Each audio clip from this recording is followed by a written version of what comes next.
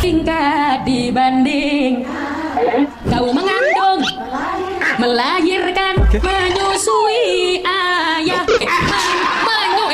Kan aku dugem, duduk gemetar. Kok gemetar apa nih hati ini goblok? Masa yo titite. Ini kan sekarang Sarkem menjadi dugem, dunia gemar mengaji. Pokoknya sukanya metal, melu tahlilan. Melu tahlilan, metal melu tahlilan. Kok metal yang kedua? Apa metal yang kedua apa? Metal yang kedua ini. Memangnya gatal lah. Dia melakukan hal yang mesum di depan umum. Sampai dikatakan oleh Al-Hafidz Ibnu Katsir, pelaku dan penontonnya kualitasnya sama. Di majelis itu tidak ada ingkarul mungkar. Bismillahirrahmanirrahim. Alhamdulillah wassalatu wassalamu ala Rasulillah wa ala alihi wa sahbihi wa mawala. Pertama, kita menyadari bahwa terjadinya penurunan kualitas sebuah forum ilmiah keagamaan terjadi di masyarakat. Sehingga mereka yang pintar membuat jok-jok tertentu, pintar membuat sesuatu yang lucu, itulah yang lebih diminati. Akhirnya banyak forum agama, forum pengajian yang dicari adalah bagian dari joknya ini. Sementara yang serius mungkin kurang diminati. Kalau kita bandingkan dengan suasana pengajian di masa silam, jauh berbeda. Dalam arti begini, idealnya yang namanya pengajian ini adalah tempat di mana orang bisa melembutkan hatinya, tempat di mana orang bisa mencari iman, tempat di mana orang bisa mencari kedekatan kepada Allah. Manusia punya banyak sekali majelis. Mungkin ada majelis gardu, ada majelis di emperan masjid, ada majelis di pinggir jalan, dan di tempat-tempat itu mereka sudah mencari hiburan untuk misalnya mereka tertawa bersama, mereka terhibur bersama, dan seterusnya. Sementara majelis yang isinya pengajian, seharusnya disitulah mereka bisa mendapatkan ilmu, mereka bisa mendapatkan iman, mereka bisa mendapatkan ketakwaan. Maka dulu sahabat Mu'adz bin Jabal radhiyallahu anhu, apabila beliau ngejak masyarakat untuk hadir di majelis ilmu, sahabat Mu'adz mengatakan, "Hayya nu'minu sa'atan." Mari kita ngecas iman sesaat. Sehingga majelis ilmu dianggap sebagai majelis untuk ngecas iman, meningkatkan iman. Di tempat itulah orang dibangun untuk semakin punya rasa takut kepada Allah Subhanahu wa taala. Demikian pula yang pernah terjadi pada majelisnya Ibnu Abbas radhiyallahu anhuma. Sampai Atha bin Abi Rabah pernah mengatakan, "Ma ra'aitu majlisan akrama min majlisi Ibnu Abbas." Belum pernah saya lihat ada majelis yang lebih mulia dibandingkan dengan majelisnya Ibnu Abbas. Wa aktsara tawadu'an, dan lebih tawadhu dibandingkan majelisnya Ibnu Abbas. Sehingga di majelis ini Ibnu Abbas radhiyallahu anhu mengajarkan ilmu dan membuat orang jadi lebih khusyuk, lebih fokus. Dan yang lebih tinggi lagi adalah majelisnya Rasulullah sallallahu alaihi wasallam. Majelis yang mengingatkan orang terhadap surga dan neraka. Sampai Handhalah radhiyallahu anhu ketika beliau sempat menilai dirinya sendiri, beliau mengatakan, "Nafaqah Handhalah, nafaqah Handhalah. Handhalah munafik, Handhalah munafik." Disampaikanlah ini kepada Abu Bakar. Maka Abu Bakar tanya kepada Handhalah, "Kenapa? Yang kamu alami apa? Wa malaka? Kenapa kamu sampai seperti itu?" Kemudian Handhalah bercerita, "Ketika saya bersama dengan Nabi SAW di majelisnya Rasulullah SAW, seolah-olah surga dan neraka ada di hadapanku. Begitu saya sudah kumpul dengan keluarga, kumpul dengan lingkungan masyarakat, kemudian beraktivitas di kebun dan seterusnya, lupa semuanya. Sehingga Handhalah merasa, jangan-jangan saya ini munafik. Sampai di hadapan Nabi SAW menampakkan seperti orang bertakwa, tapi ketika di rumah menampakkan seperti orang yang lupa segalanya."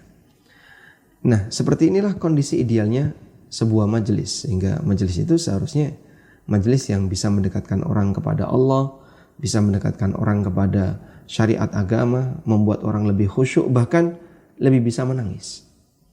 Nah, sekarang kan sebaliknya ya. Majelis itu adalah tempat di mana orang bisa banyak tertawa, dan ini menunjukkan penurunan kualitas dari forum ilmiah keagamaan, sehingga yang mereka cari bukan mencari ilmu, bukan mencari takwa, tapi justru yang mereka cari adalah mereka lebih banyak mencari dagelan. Ya, kita sepakat dengan adanya penurunan kualitas kondisi jamaah. Dan tidak mungkin dibandingkan apple to apple dengan orang masa silam ya. Iya. Apalagi para sahabat.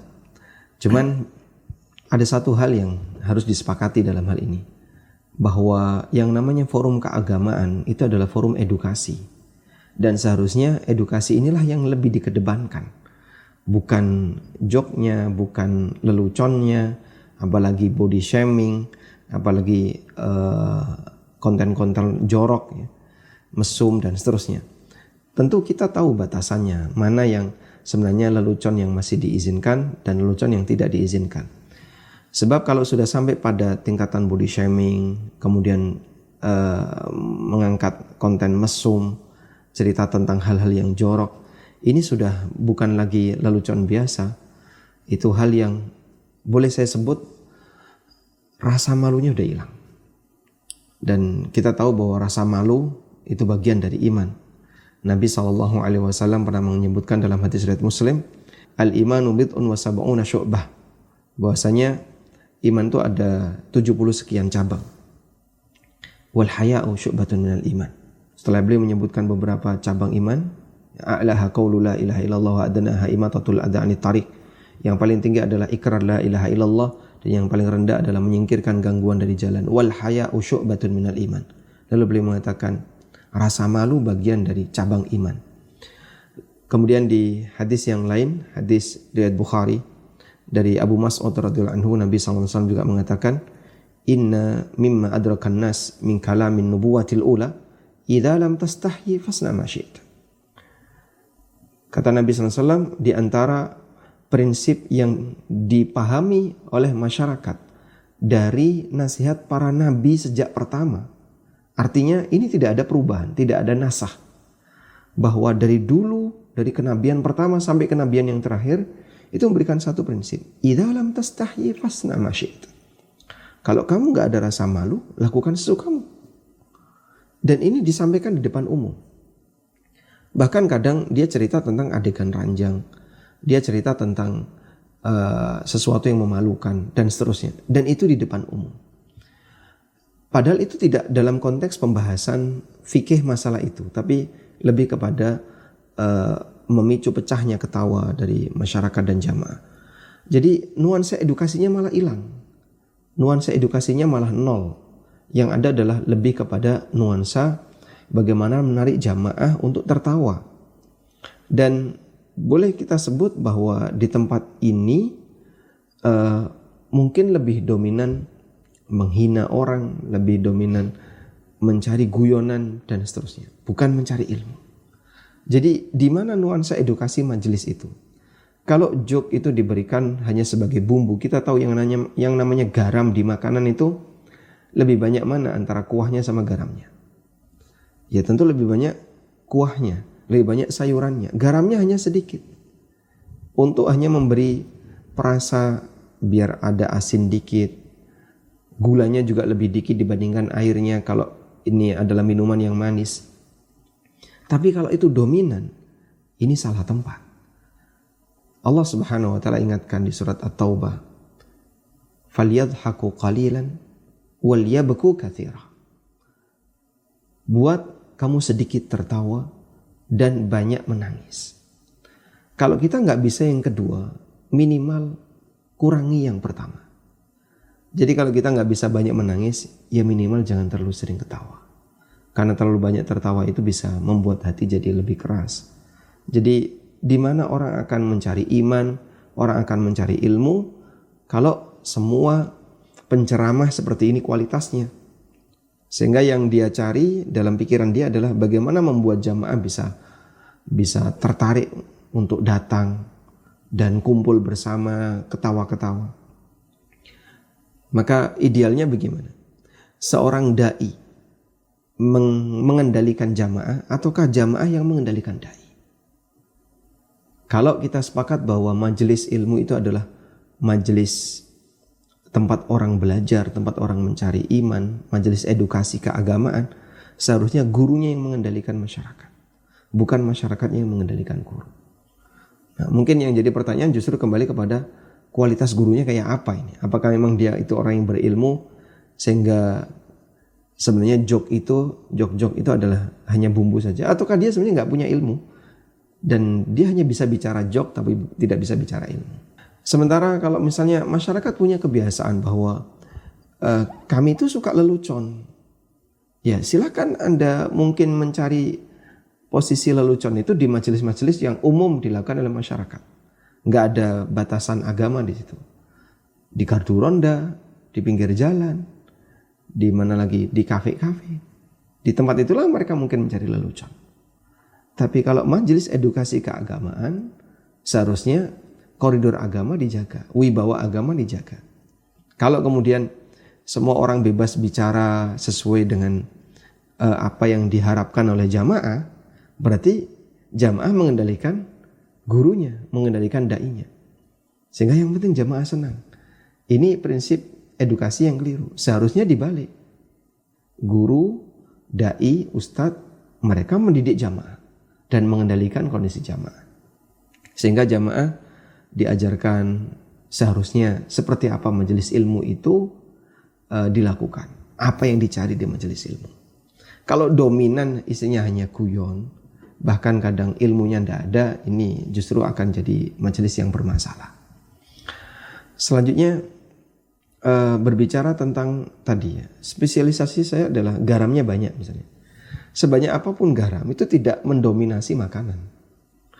Ikan asin tetap yang dominan itu ikannya, garamnya itu pelapis saja. Dan memang ini jadi ciri khas ikan asin. Dia lebih banyak garamnya dibandingkan makanan yang lain. Asinan juga sama. Tapi dia bukan yang utama. Yang utamanya tetap ikan. Kurang lebih seperti itu. Tapi ini analogi yang sifatnya pendekatan saja. Dan umumnya yang namanya makanan kan bumbunya itu lebih sedikit daripada inti dari makanan itu. Mungkin begini, kita perlu melihat tidak hanya dari sudut pandang tokohnya ya, termasuk juga masyarakatnya. Jadi apa yang akan terjadi ketika tindakan yang memalukan itu dilakukan di tempat umum? Berarti antara pelaku dengan penonton kualitasnya sama. Sehingga boleh saya sebut, kalau dari sisi kemampuan, nampaknya penceramah ini dengan penontonnya, dengan jamaahnya kualitasnya sama. Artinya boleh dikatakan ya yang dimiliki hanya itu. Kualitas jamaahnya yang dicari itu dan penceramahnya yang dimiliki hanya itu. Ini satu. Yang kedua, melakukan tindakan yang memalukan di depan umum, ini karakter orang jelek masa silam. Seperti karakternya umatnya Nabi Lut alaihissalam. Umatnya Nabi Lut itu diceramai oleh Nabi Lut, dan salah satu isi dari peringatan yang disampaikan oleh Nabi Lut, beliau mengatakan, wa ta'tuna fi nadikumul munkar. Kalian melakukan praktek kemungkaran fi nadikum, di tempat keramaian kalian. Jadi di masa silam itu ada satu tempat orang kumpul bareng namanya nadi. Di nadi ini umatnya Nabi Lut melakukan praktek homoseksual dan praktek kemungkaran. Kemudian satu sama lain saling tertawa. Sehingga ada orang yang dia melakukan praktek kemungkaran itu, kemudian korban dilemparkan dari satu pelaku ke pelaku yang lain, terus diketawain sama orang-orang di sekitarnya. Dia melakukan hal yang mesum di depan umum. Sampai dikatakan oleh Al-Hafidz Ibnu Katsir, pelaku dan penontonnya kualitasnya sama. Di majelis itu tidak ada ingkarul mungkar berkaitan dengan ucapan mesum, body shaming yang memalukan orang lain, menghina orang lain, dan semuanya ketawa. Berarti kurang lebih kualitasnya sama. Ini menunjukkan bahwasanya penurunan kualitas majelis edukasi agama tadi tidak hanya dimulai dari tokohnya, oknum tokoh ini, termasuk juga dari masyarakatnya. Makanya perbaikan kita, arah kritikan tidak hanya ke tokohnya tapi juga ke masyarakatnya. Kenapa yang dicari yang kayak gitu? Sementara yang namanya melakukan tindakan memalukan di depan umum itu lebih parah dibandingkan ketika di tempat yang tersembunyi. Nah, selanjutnya apakah ini masuk kategori kriminal? Kalau disebut kriminal dan tidak, ini kembali kepada aturan negara yang berlaku. Namun bagi mereka yang misalnya nama baiknya dicemarkan, kemudian dia nggak terima, terus nuntut, di tempat kita seperti ini dilindungi. Artinya sah-sah saja dia melakukan seperti itu. Sehingga orang melakukan body shaming, lalu menghina seseorang. Misalnya penjual teh dihina, atau apalagi misalnya penjual sesuatu dihina, atau dia menghina nama tertentu, menghina jenis masyarakat tertentu, suku tertentu. Kemudian dia nggak terima, sah-sah saja dia mengadukan, karena ini dilindungi oleh negara.